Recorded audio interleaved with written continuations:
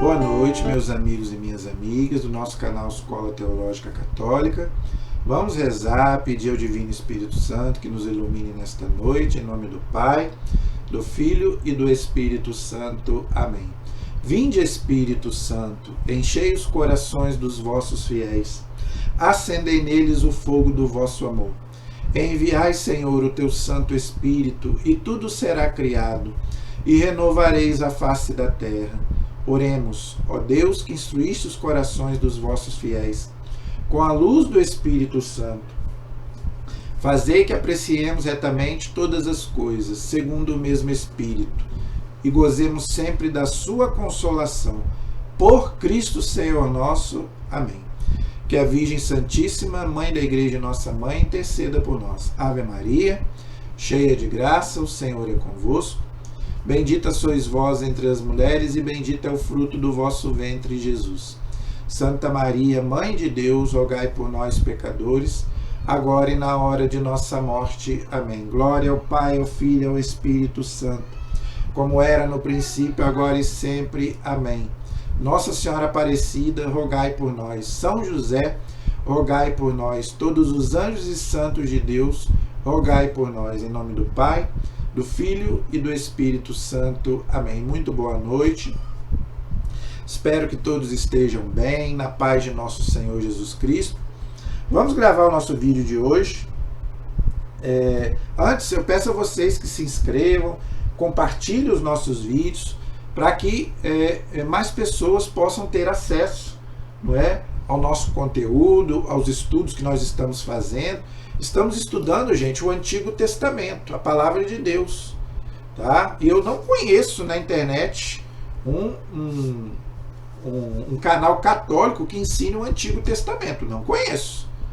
Tá? Então, se você quiser estudar o Antigo Testamento com a gente, tá? Então nos ajude a evangelizar. Né? Compartilhe aí os nossos vídeos, passe para outras pessoas, para que mais pessoas possam estudar, gente, a Santa Palavra de Deus. Tá bom? Nós estamos estudando os livros históricos da Bíblia, tá? Já estudamos aí Juízes, já estudamos Josué, já estudamos Ruth, já estudamos os livros de Samuel e os livros dos reis. Agora estamos estudando os livros das crônicas, tá?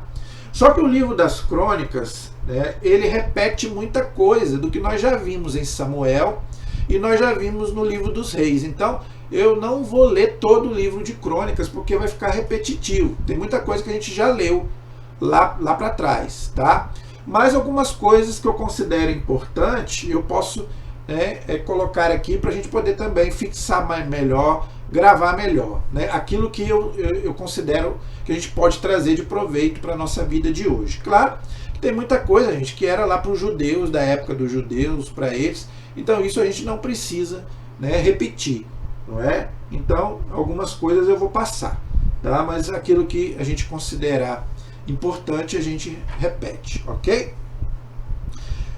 Eu parei no capítulo 21. Hoje nós vamos estudar o capítulo 22 do primeiro livro de Crônicas, que está na página 576. Tá? 576 na Bíblia de Jerusalém. Se você tiver uma outra Bíblia católica, né, no caso vai ser uma outra página, tá bom? O que nós vamos ver hoje? Preparativos para a construção do templo. Que templo? É o templo de Jerusalém, tá? Que Deus vai pedir para Salomão construir.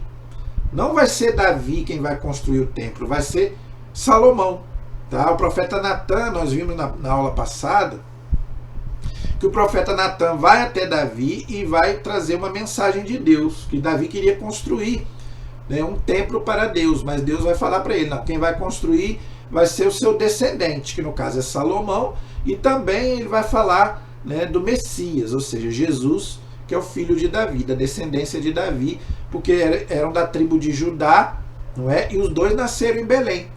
Tanto Davi quanto Jesus, ambos nasceram em Belém, ok? Então, Davi, ele queria construir um templo para Deus, mas Deus vai falar para ele que não, que ele era um homem de muita guerra, derramou muito sangue, tá? Então quem vai construir vai ser Salomão, ok? Então Davi só vai dar andamento, mas quem vai construir vai ser Salomão, ok? O templo hoje, gente, é a igreja, não é? Hoje para nós o templo é a igreja, não é? E também somos nós. Nós somos o templo de Deus. O nosso corpo, São Paulo diz que o nosso corpo é templo do Espírito Santo. Então, o templo, não é?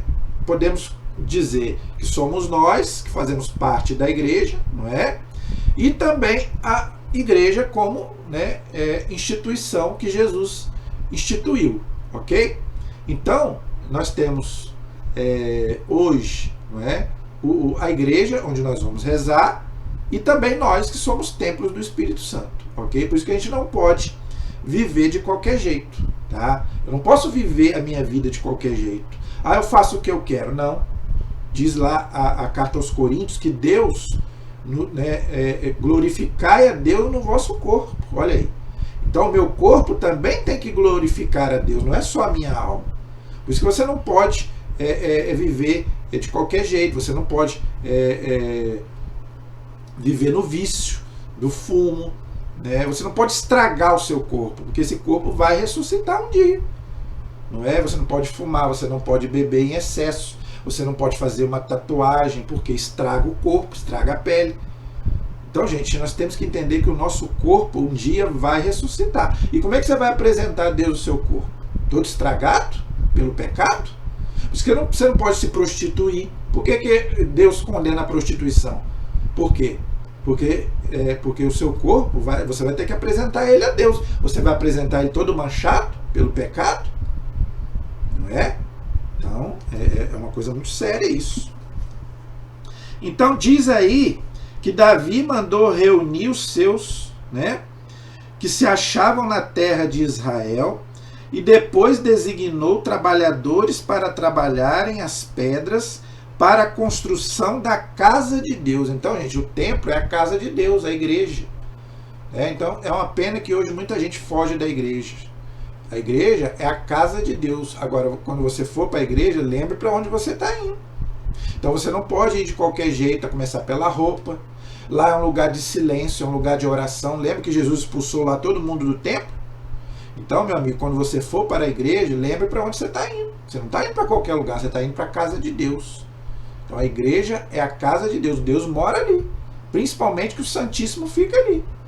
Corpo, sangue, alma e divindade de nosso Senhor Jesus Cristo. Tá? Então, você tem que já ensinar o seu filho, né, ensinar as pessoas que a igreja é a casa de Deus. Não tenha medo de ir à igreja. Estou falando só na hora da missa, não. Vá mais vezes. Não é? Quantas vezes eu vou à igreja sozinho, fico lá, eu e Jesus, conversando com Jesus. Ali, gente, é o melhor lugar para você conversar com Deus. É a casa dele. Claro, gente, Deus está em toda parte, mas ali é a casa de Deus. Olha o que Davi diz aqui. Então a igreja é a casa de Deus. Então não fuja da igreja. Vá à igreja. Davi arranjou também muito ferro para os cravos dos batentes, das portas e para os ganchos, bem como uma quantidade incalculável de bronze, troncos de cedro, né, sem conta, pois os sidônios e os sírios tinham enviado a Davi troncos de cedro em abundância. Então, gente, o templo era uma coisa espetacular, magnífica. Não é? A gente vai ver que o templo é de ouro, não é? É de bronze, é de prata. Então, para Deus, o melhor. Então, as nossas igrejas têm que ser lindas e maravilhosas. Por que na Idade Média, né, as igrejas eram gigantescas? Porque para Deus, o melhor. É uma pena que hoje ficou essa mentalidade. Para Deus, o pior. Não, para Deus eu tenho que dar o meu melhor. Ok? Depois disse Davi: meu filho Salomão é jovem e franzino, e esta casa que ele deve construir para o Senhor deve ser magnífica, deve ser de renome e glória em todas as terras. Farei para ele os preparativos. Assim Davi, antes de morrer, fez grandes preparativos. Em seguida chamou seu filho Salomão e ordenou que construísse uma casa para o Senhor, o Deus de Israel. Davi disse a Salomão: meu filho, estava nos meus planos construir uma casa para o nome do Senhor meu Deus. Mas a palavra do Senhor me foi dirigida: tua casa, tu derramaste muito sangue e travaste grandes batalhas. Tu não construirás uma casa ao meu nome, pois derramaste muito sangue sobre a terra, diante de mim. Eis que te nasceu um filho, ele será um homem de paz, e dar-lhe-á em seus dias que darei a Israel paz e tranquilidade. Olha aí, tá vendo, gente? Então, o nosso Deus é um Deus de paz. Então, Deus não gosta de guerra. Tá vendo? Por isso que Jesus é o príncipe da paz. Ele chega lá para os apóstolos e ele diz o quê? A paz esteja convosco. Então, o nosso Deus é o Deus da paz. Então, Deus não é Deus de briga, Deus não é Deus de guerra. Então, esse povo aí que gosta de guerra lá nesses países lá, por que, né? Por que eles vivem em guerra? Porque não conhecem Jesus. Não é? Não conhecem o nosso Deus, porque o nosso Deus é o Deus da paz. Não é? O nosso Deus não é o Deus da guerra. Não é? No dia que as pessoas entenderem isso, o mundo vai ser muito melhor. Então, na sua família, se na sua família não é um lugar de paz, se no seu trabalho não é um lugar de paz, porque está faltando Jesus ali. Tá? Então, nosso Deus é o Deus da paz. Não é? Então, por isso que Jesus fala, né? Nós temos que ser pacíficos. Não é? Para a gente poder transmitir essa paz de Jesus. Não é? A gente só consegue transmitir aquilo que a gente tem. Eu não consigo dar aquilo que eu não tenho. Se eu não tenho paz, eu não consigo transmitir paz para ninguém. Agora, se eu tenho a paz, se na minha casa, se no meu trabalho é um lugar de paz, com certeza, aonde você estiver, vai ser um lugar de paz. Então, você sabe que onde tem briga, onde tem desavença, não, Deus não está presente. O nosso Deus é o Deus da paz. Ó meu filho, que o Senhor esteja contigo agora e te faça concluir com êxito a construção da casa do Senhor teu Deus, como ele o disse a teu respeito. Que ele te dê, no entanto, perspicácia e discernimento, que ele te dê as suas ordens sobre Israel, para que observe as leis do Senhor teu Deus. Está vendo? Davi já estava no finalzinho da vida dele, e ele falando para Salomão: ouve a Deus, segue a lei de Deus, para que você vá bem. Então, que o pai possa, muito mais do que herança, que o teu pai possa passar isso para você, que a tua mãe possa passar isso para você, você que é filho, e que você possa passar isso também para os seus filhos. Não é muito mais do que herança material, é você deixar o quê? A lei de Deus para o seu filho. Ensine o seu filho a andar na lei do Senhor, a ser, não é? A cumprir os mandamentos da lei. Gente, ninguém é feliz se não viver a lei de Deus. Eu já venho falando isso aqui. Quer ser feliz? Viva na lei do Senhor Deus. Tá? Então, se você quer ser feliz e quer transmitir felicidade para os seus, ensine a eles a seguir a lei do Senhor. Muito mais do que bens materiais, que a gente sabe que são coisas passageiras. Estamos aqui de passagem. Não é? Só prosperarás se observares e puseres em prática os estatutos e as normas que o Senhor prescreveu a Moisés para Israel. Seja forte e corajoso. Não temas nem te amedrontes. É aquilo que eu acabei de falar. Os mandamentos, gente, é para todos. Não é só para Salomão, só para Moisés, só para Davi. É para todo mundo. Aquele jovem chegou para Jesus: o que eu tenho que fazer para ganhar a vida eterna? Jesus falou: cumpra os mandamentos. Os 10 mandamentos não caducaram. É para todos. É a nossa moral. E Deus fala: seja firme e corajoso. Ou seja, tenha coragem. Por quê? Porque não é fácil. É fácil? Não é fácil. Por isso que Deus está falando: seja firme e corajoso. Não tenhas medo, nem te amedrontes. Quem de nós não tem medo? Todos nós temos medo, gente. Tá? Então a gente tem que, né, colocar Deus na frente. Quando a gente tiver com medo, reze. Né? Pegue lá um salmo, né? ou uma parte da Bíblia. Senão, Deus falou, seja firme e corajoso. Falou para Josué que ia entrar com o povo lá na terra prometida. Não tenha medo. Seja firme e corajoso. Vai, estou com você. Deus fala isso várias vezes no Antigo Testamento para várias pessoas. Não tenhas medo, seja firme, corajoso. Vai, eu estou contigo.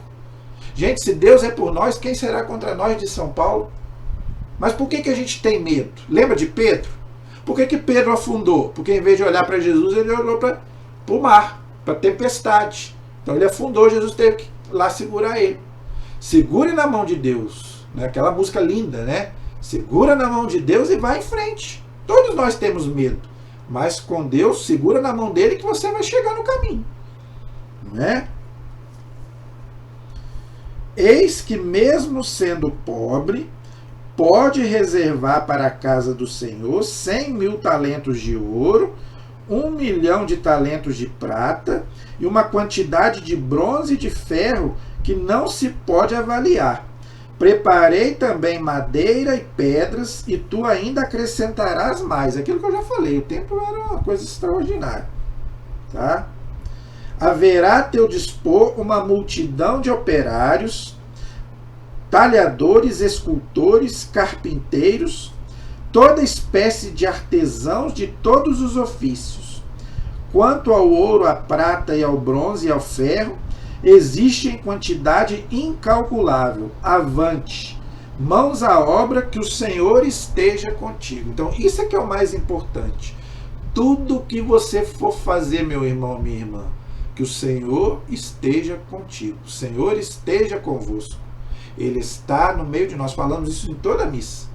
Então, tudo que você for fazer, meu irmão, minha irmã, coloque Deus na frente. Que, como diz aqui, vai dar tudo certo. Né? Mas tem gente que não sai de casa, não reza. Vai trabalhar, não reza. Depois quer a bênção de Deus. Ah, meu irmão, Jesus falou, pedi e recebereis, buscai e achareis. Batei, a porta vai se abrir. Então, se você não pedir, você não vai receber. Não é? Então, você quer a bênção, mas você não quer pedir? Não. Jesus quer que a gente bata, né, e insista. E não é só uma vez, não. Não é? Que a gente insista várias vezes com ele. Porque aí quer dizer o quê? Que você tem fé. Como é que eu provo que tem fé? Colocando, né, Deus na frente de tudo que eu for fazer. Dos meus projetos, né, da minha vida, né, no meu destino. O meu destino pertence ao Senhor, que fez o céu e fez a terra. Vários salmos dizem isso. Davi ordenou então a todos os oficiais de Israel que ajudasse seu filho Salomão. O Senhor vosso Deus não está contigo, não está convosco, pois ele vos deu descanso por toda a parte, já que entregou nas minhas mãos os habitantes da terra, e a terra foi submetida ao Senhor e ao seu povo. Agora aplicai o vosso coração e a vossa alma na procura do Senhor vosso Deus, e de construir o santuário do Senhor. O que é um santuário? É um lugar sagrado. Não é? Santuário de Aparecida, santuário de Fátima. Santuário quer dizer lugar sagrado. Ok? Santuário ao Senhor vosso Deus, a fim de conduzirmos para esta casa, construída em nome do Senhor, a arca da aliança do Senhor e os objetos sagrados de Deus. Então eles vão colocar ali a arca da aliança, que para nós hoje é o Santíssimo. Então eu já expliquei isso aqui várias vezes. Então hoje, né, esse templo é a igreja, e a arca da aliança para nós hoje é o Santíssimo, que contém o corpo e sangue de Cristo. E somos nós também, que somos templos do Espírito Santo, que vamos lá rezar. Não é? Então, gente, muito interessante, tá? Isso que Davi falou, tá bom? Aí no capítulo 23, vai dizer que Davi já estava velho e cheio de dias, ou seja, ele já estava quase para morrer. E Davi entregou a seu filho Salomão a realeza sobre Israel. Reuniu todos os chefes de Israel, os sacerdotes e os levitas. Foi feito o recenseamento dos levitas. Então, gente, por quê? Porque a tribo de Levi era a tribo dos sacerdotes que ofereciam a Deus os sacrifícios às 6 da manhã e às 6 da tarde. Então, por isso que Davi, não é, colocou então os levitas da tribo de Levi, né, para a tribo dos sacerdotes, para oferecerem no templo que Salomão vai construir um sacrifício a Deus, um cordeiro, às 6 da manhã e às 6 da tarde. Esse cordeiro também simboliza o nosso Senhor Jesus Cristo, que o cordeiro de Deus que vai tirar o pecado do mundo, tá bom?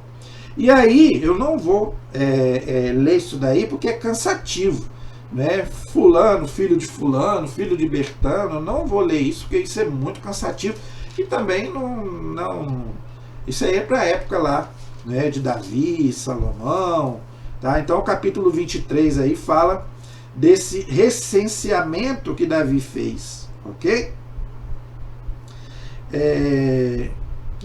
No versículo 30 tem uma coisa importante. No capítulo 23, no versículo 30, diz assim, Davi falando: Eles quem? Os sacerdotes, os levitas, devem comparecer lá onde? No templo, né? Que vai ser construído. Cada manhã para celebrarem e louvarem ao Senhor, e igualmente à tarde, aquilo que eu já expliquei. Então, às 6 da manhã e às 6 da tarde, os sacerdotes iam no templo e ofereciam um cordeiro, não é? Às 6 da manhã e às 6 da tarde, para quê? Para que aquele cordeiro que seria sacrificado em nome do povo de Israel, dos pecados do povo. Por isso que Jesus é o cordeiro que tira o pecado do mundo, que se entregou na cruz por cada um de nós, ok? Então, eles tinham o templo, eles vão ter o templo, então é onde que Davi está falando para eles fazerem isso. Hoje os judeus já não fazem mais, porque eles já não têm mais o templo, ok? Foi destruído. Tá? E também para oferecer todos os holocaustos ao Senhor nos sábados, nas neomenias e nas solenidades, segundo o número fixado pela regra. Então aqui, gente, o sacrifício principal, os holocaustos, era feito no sábado. Por quê? Porque o sábado era o dia sagrado para os judeus. Para nós hoje é o domingo. Tá? Então, por isso que o sacrifício, por isso que a missa é celebrada no domingo. Os apóstolos começaram a celebrar no domingo. Está lá em Atos capítulo 20, versículo 7. E a igreja passou a celebrar a missa não mais no sábado e no domingo, ok? Aqui estamos no Antigo Testamento. Para os judeus, o dia sagrado ainda era o sábado. Para nós cristãos, é o domingo, ok? Esse encargo lhes compete permaneceres diante do Senhor. Eles observam no serviço do templo do Senhor o ritual da tenda da reunião, o ritual do santuário e o ritual dos filhos de Arão, seus irmãos. Arão era irmão de Moisés, que também era sacerdote, ok? Então, só os sacerdotes poderiam oferecer a Deus os sacrifícios. Por isso que na missa também só o padre pode oferecer a Deus, em nome de Cristo, um sacrifício. Nós leigos não podemos. Então, isso tudo é tirado lá do Antigo Testamento.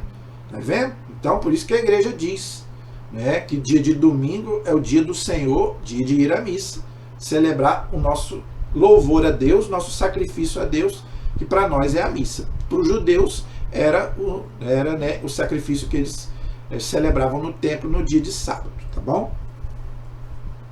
Aí no capítulo 24 vai continuar falando sobre as classes dos sacerdotes. Nós podemos passar os filhos de Arão, não é? Aí vai dizer que era filho de fulano, que era filho de Bertano, não é? Diz aí, por exemplo, no versículo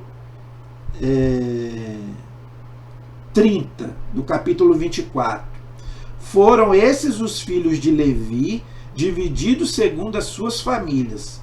Como os filhos de Arão, seus irmãos, eles sortearam na presença do rei Davi, de Sadoc e Aquimeleque, dos chefes das famílias sacerdotais e levíticas, como as famílias mais importantes como as menores. Então aqui é para ver quem queria oferecer, né, da tribo dos sacerdotes, entre eles, né, quem queria oferecer o sacrifício a Deus. Todo sábado era um sacerdote quem oferecia a Deus, não é, um sacrifício em nome do povo, ok?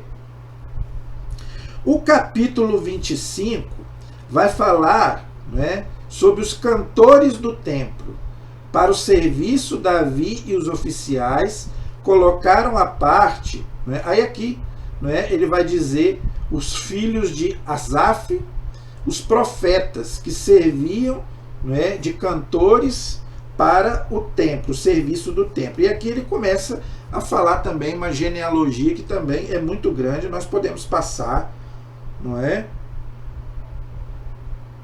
Podemos passar. O capítulo 25, então, vai falar dos cantores do templo. Então, gente, tinha música no templo. Eu já falei sobre isso aqui também várias vezes. Tá? Não é pecado ter música nas celebrações da igreja. Só que tem que ser, na liturgia tem que ser uma música de acordo com a liturgia, não é? E numa festa da igreja também pode ter música, mas dependendo da música, né, gente? Nós não vamos colocar qualquer música também, né, nas festas da igreja, né? Então tem que ser discernimento, mas Deus não é contra a música. Então, desde o Antigo Testamento, né, Davi inclusive era músico, tocava harpa e tudo, não tem problema nenhum, ok? O capítulo 26 fala dos porteiros, não é? Os porteiros que tomavam conta do templo, né? Aí vai dizer também, não é? Os porteiros que tomavam conta do templo, tá? No capítulo 26. As funções, né, dos sacerdotes, dos levitas, não é? Por exemplo, no capítulo 26, no versículo 20, diz assim: os levitas, seus irmãos, eram responsáveis pelos tesouros do templo de Deus e pelos tesouros das oferendas consagradas. Então, gente, tudo era consagrado a Deus. Eles ofereciam a Deus, né, as ofertas, não é? Aí eu já falei sobre ofertas, sobre o dízimo, não é? Isso tudo aí também nós já falamos, ok? Versículo 29. Dentre os israelitas, os filhos eram encarregados dos negócios profanos em Israel, como os escribas e os juízes. Tá? Aí aqui ele continua falando, podemos passar, não é? No capítulo 27, fala da organização civil e militar. Os israelitas, segundo o seu número, chefes das famílias, comandantes, aqueles que iam para a guerra, não é? Ou seja, guerrear, não é? Por Israel, não é? Então aqui fala sobre aqueles que eram escolhidos para guerrear por Israel. No capítulo 27 eu também vou passar, porque não precisamos ler tudo isso, ok? No capítulo 27, no versículo 32, diz assim: Jonathan, tio de Davi, conselheiro, homem inteligente e escriba, era o encarregado dos filhos do rei, junto com Jael, filho de Hacanon. Tá? Então, ele era tio de Davi, Jonathan, não é? Então, ele também ajudava, não é, nas guerras, né, de Israel contra os pagãos, ok? No capítulo 28, Davi dá instruções sobre o templo. Davi aqui já estava mesmo, não é, para morrer, e ele dá as últimas instruções para Salomão. Tá? Então, gente, a bênção, os judeus ele valoriza muito a bênção do pai. Tá? A gente vê lá Isaac, né, que abençoa Jacó, Davi aqui abençoa Salomão. Então o judeu ele dava muito valor à bênção paterna, não é? Que era a bênção do próprio Deus. Pena que até isso hoje se perdeu. Né? Então, pai e mãe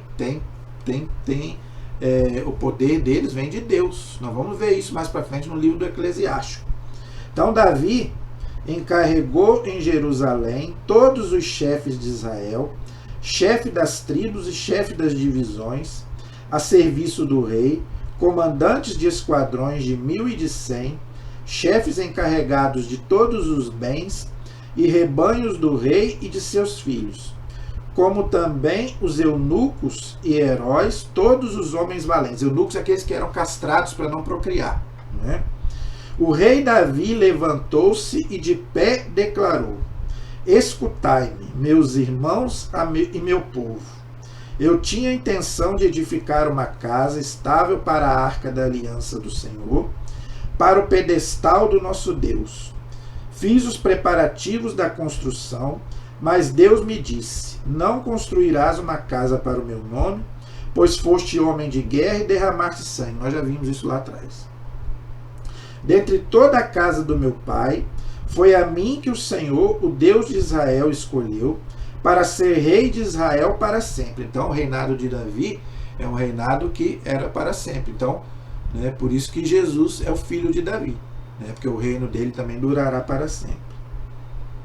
Com efeito, foi Judá que ele escolheu como chefe, foi a minha família que ele escolheu na casa de Judá, e entre os filhos de meu pai, foi a mim que ele elegeu para dar um rei a todo Israel. Então, tá vendo? Davi era da tribo de Judá, São José e a Virgem Maria casavam na mesma tribo, né? E Jesus, por isso que Jesus também é da tribo de Judá, o leão da tribo de Judá, né? De todos os meus filhos, pois o Senhor me deu muitos, é meu filho Salomão que ele escolheu para ocupar o trono da realeza de Israel, do Senhor sobre Israel. Então Davi tinha muitos filhos naquela época, né? Davi tinha muitas mulheres, Deus permitia, não é? E Davi tinha muitos filhos. É teu filho Salomão, disse-me ele, que construirá minha casa e meus átrios, pois foi a ele que escolhi como filho, e serei para ele um pai. Consolidarei o seu reino para sempre, se ele continuar a cumprir fielmente, como até hoje, meus mandamentos e minhas normas. Então, gente, isso aí é para nós hoje. Se a gente está com Deus, se a gente segue a lei de Deus, Deus está conosco. Mas se a gente abandonar Deus, Deus vai nos abandonar. E é o que nós estamos vendo hoje. Por que o mundo hoje está como está? Porque abandonaram a Deus, chutaram a canela de Deus. Não é? É o que nós estamos vendo na mídia, não é? É o que nós estamos vendo, é só o que a gente está vendo. Estão chutando a canela de Deus, depois vem a conta. E agora, diante de todo Israel que nos vê, diante da Assembleia do Senhor, está vendo? Igreja. Assembleia quer dizer igreja. Diante de nosso Deus que nos ouve, guardai e observai os mandamentos do Senhor vosso Deus, a fim de possuíres essa boa terra e a transmitires depois de vós para sempre como herança a vossos filhos. Aqui ele está falando da terra prometida, da terra de Canaã. Para nós hoje é o céu. O que Deus promete para nós hoje? A salvação, a nossa salvação, que é o céu. E tu, Salomão, meu filho, conhece o Deus de teu pai e serve-o de todo o teu coração, com ânimo disposto, pois o Senhor sonda todos os corações e penetra todos os desígnios do Espírito. Tá vendo, gente? Deus é onisciente, onipresente e onipotente. Nada escapa dele. Eu falo muito isso na confissão. Você pode enganar o padre, mas a Deus você não engana. Nada escapa da visão do Senhor.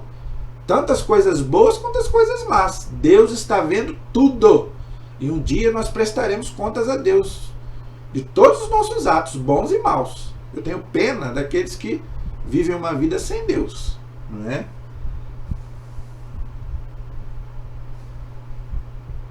Pois o Senhor sonda os corações. Se o procurares, ele se deixará encontrar por ti.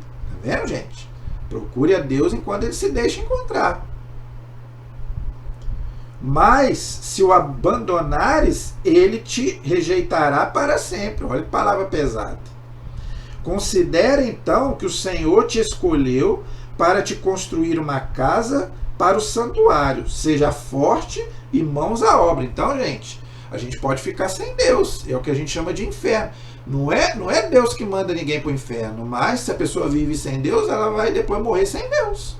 Isso é o inferno. Então, é uma autoexclusão. Não é Deus que joga a pessoa no inferno. A própria pessoa, né, é que vai para o inferno.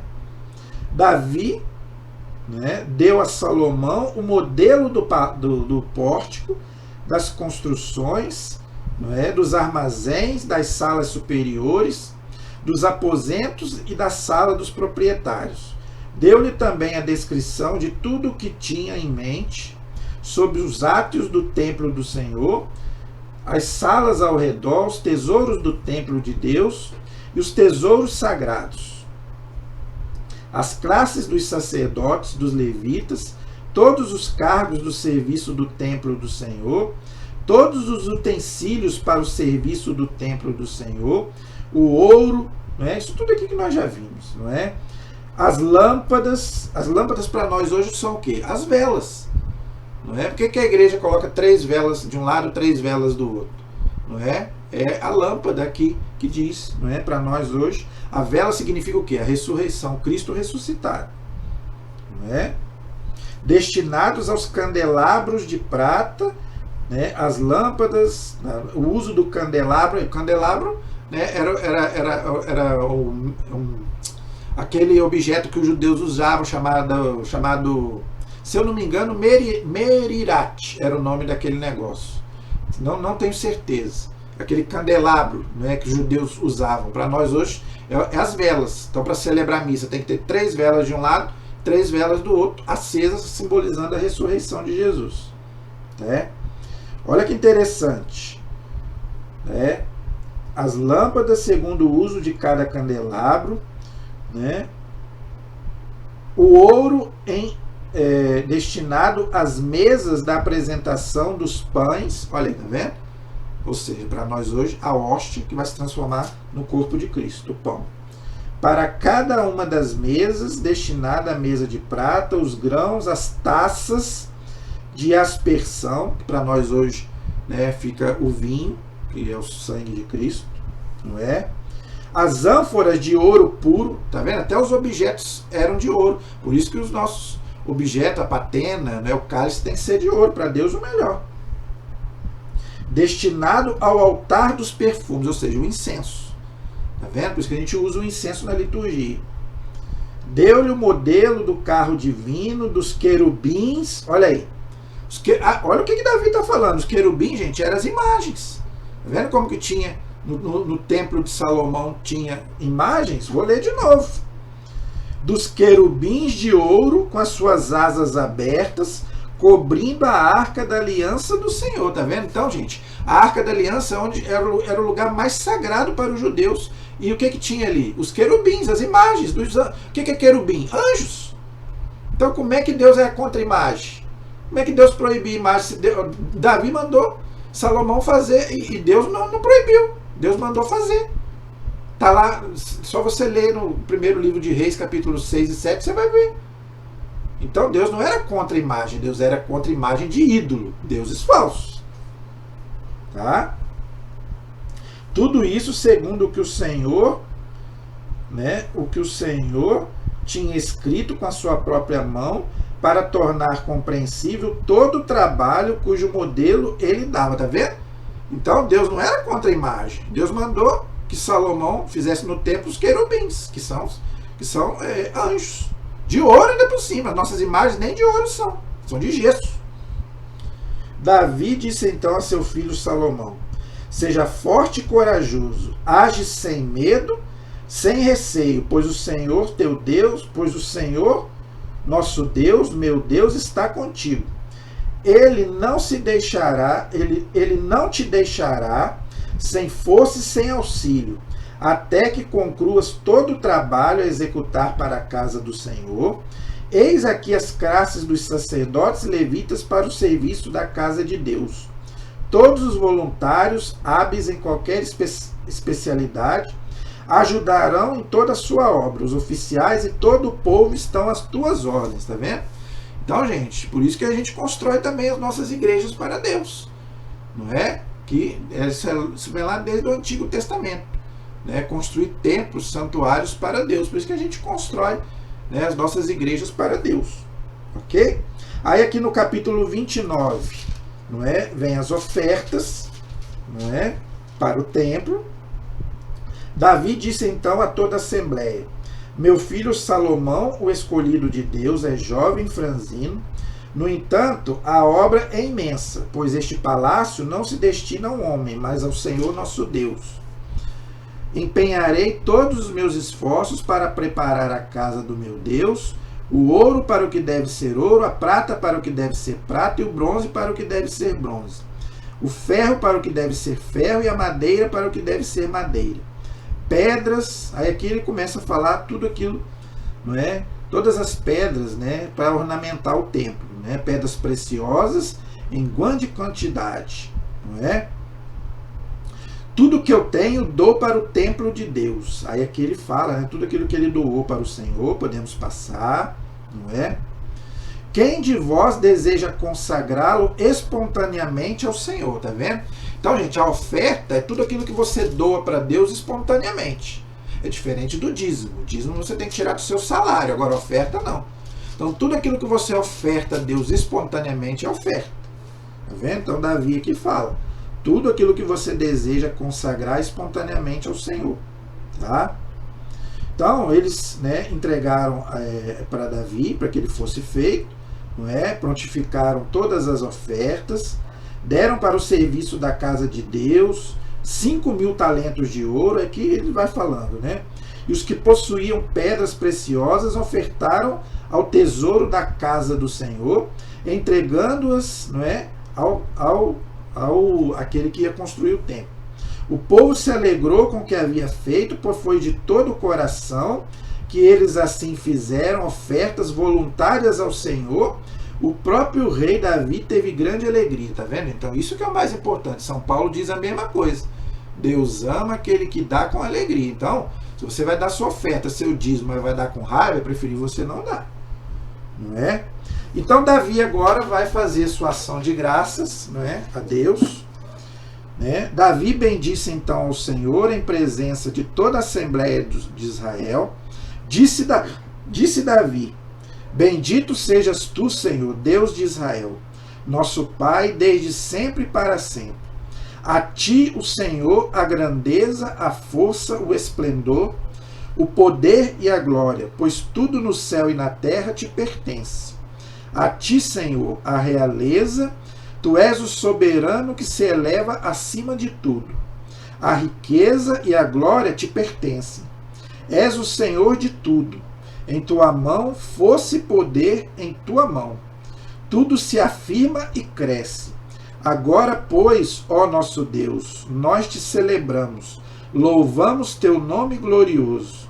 Pois quem sou eu e quem é meu povo para sermos capazes de fazer tais ofertas voluntárias? Porque tudo vem de ti e te ofertamos o que recebemos de tua mão. Diante de ti não passamos de estrangeiros e peregrinos como todos os nossos pais. Nossos dias na terra passam como a sombra e não há esperança. O Senhor nosso Deus, tudo quanto ajuntamos para a construção de uma casa para o teu santo nome, provém da tua mão e tudo te pertence. Sei, ó meu Deus, que provas os corações e que amas a retidão. E foi na retidão do meu coração que fiz todas essas ofertas, e agora vejo com alegria o teu povo aqui presente. Fazei-te estas ofertas espontâneas. O Senhor, Deus de Abraão, Deus de Isaque e Deus de Israel, nossos pais, conserva para sempre no coração do teu povo estas disposições e sentimentos, e dirige os seus corações para ti. A meu filho Salomão dá um coração íntegro, para que guarde os teus mandamentos, teus preceitos e as tuas leis, que ele os ponha todos em prática e construa este palácio que te preparei. Depois Davi disse a toda a assembleia: bendizei, pois, ao Senhor vosso Deus. E toda a assembleia bendisse ao Senhor, Deus de seus pais, e se ajoelhou para se prostrar diante de Deus e diante do rei. Olha aí, tá vendo? Então eles se prostraram diante de Deus para adorar a Deus, e diante do rei, não para adorar o rei, mas para venerar o rei. Então a importância, não é, da gente também respeitar aquele que tem autoridade, não é? Depois, no dia seguinte, os israelitas ofereceram sacrifícios e holocaustos a Deus, 1000 touros, 1000 carneiros e 1000 cordeiros, com as respectivas libações e grande quantidade de sacrifícios por todo Israel. Neste dia comeram e beberam diante do Senhor com grande alegria. A seguir, tendo pela segunda vez proclamado o rei a Salomão, filho de Davi, ungiram-no em nome do Senhor como chefe e ungiram Sadoque como sacerdote. Então, o povo ungiu, então Salomão, Davi já tinha morrido, então, não é, ungiram Salomão como os nossos bispos hoje ungem os nossos sacerdotes. Salomão assentou-se no trono de Israel para reinar no lugar de Davi, seu pai, prosperou e todo Israel lhe obedeceu. Todos os oficiais, todos os heróis e até mesmo todos os filhos de Davi submeteram-se ao rei Salomão. À vista de todo Israel, o Senhor engrandeceu sobremaneira Salomão e deu-lhe um reino de um esplendor jamais conhecido por nenhum dos que reinaram antes dele sobre Israel. Assim Davi, filho de Jessé, reinou sobre todo Israel. Então Davi foi o único que reinou sobre todo Israel, sobre todas as 12 tribos de Israel. Por isso que ele é o rei, né, segundo o coração de Deus e imagem do Messias, né? Jesus é imagem, né? Davi é imagem, né? Jesus, no caso, né, é o rei por excelência, como Davi foi para Israel, né? Seu reinado sobre Israel durou 40 anos, olha, tá vendo? Em Hebron reinou 7 anos e em Jerusalém 33 anos, está falando de Davi, tá? Faleceu numa feliz velhice, saciado de dias, de riqueza e de honras. Depois seu filho Salomão sucedeu-lhe no trono. A história do rei Davi, do começo ao fim, está registrada na história de Samuel, né, o profeta, na história do profeta Natã e de Gade, o vidente, com todo o seu reinado e com todas as vicissitudes pelas quais teve de passar, assim como Israel e todos os reinos da terra. Então, gente, ele termina então aqui o primeiro livro das crônicas falando, né, de Davi, que foi o rei, né, por excelência. Na próxima aula nós vamos começar o segundo livro, que vai começar, né, sobre o reinado de Salomão. Amém? A nossa proteção está no nome do Senhor, que fez o céu e fez a terra. Estivemos e permaneceremos unidos em nome do Pai, Filho e do Espírito Santo. Amém. Deus abençoe a todos. Até o próximo vídeo, se Deus quiser.